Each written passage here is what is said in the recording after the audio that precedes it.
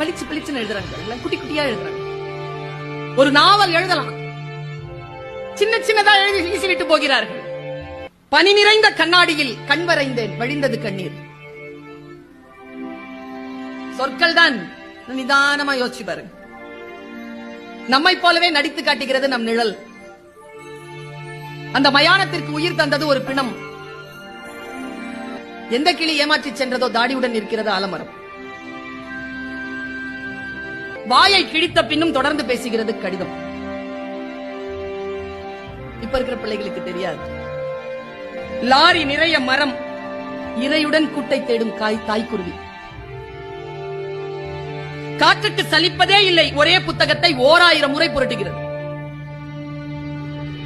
இலையின் நடனம், அதே காற்று, இலையின் மரணம். வீட்டுல போய் யோசிச்சா பதறிடுவீங்க.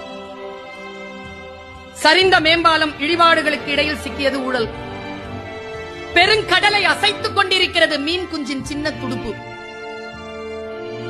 மீன் குஞ்சுதான், துடுப்பு சின்னதுதான், அசைத்துக் கொண்டிருப்பது பெருங்கடல். நாம சின்னவங்க தான், சின்ன வாய்ஸ் தான், சின்ன குரல் தான், சின்ன வயது தான், அசைத்துக் கொண்டிருப்பது பெருங்கடலை என்று நினைக்கின்ற பொழுது பதறுகிறது நமக்கு மனம். சொற்கள் அப்படித்தான். காக்கை கூட்டில் காத்திருக்கும் இசை, குயில் முட்டை. எனக்கு ரொம்ப ரசிச்ச ஒரு கவிதையை சொல்ற பாருங்களேன். பாருங்க, ஊதாங்குழல் இசைக்கிறாள் அம்மா,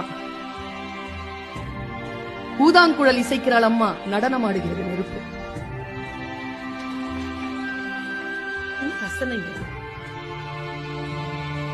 குழியில் விழுந்த யானை ஏறி செல்லும் எறும்பை வியப்புடன் பார்க்கிறது. விழுந்த பின்னும் பறந்து பார்க்கிறது பறவையின் இறகு. விழுந்த பிறகும் பறந்து பார்க்கிறது பறவையின் இறகு. மயிலிறகு குட்டி போட்டது பள்ளியின் நினைவுகளை. ரயில் மோதி பிளிரும் யானையிடம் அழிக்கப்பட்ட காட்டின் குரல். இந்த சிந்தனை வர வேண்டுமா? வாசிப்பு பழக்கத்தை கைக்கொள்ளுங்கள்.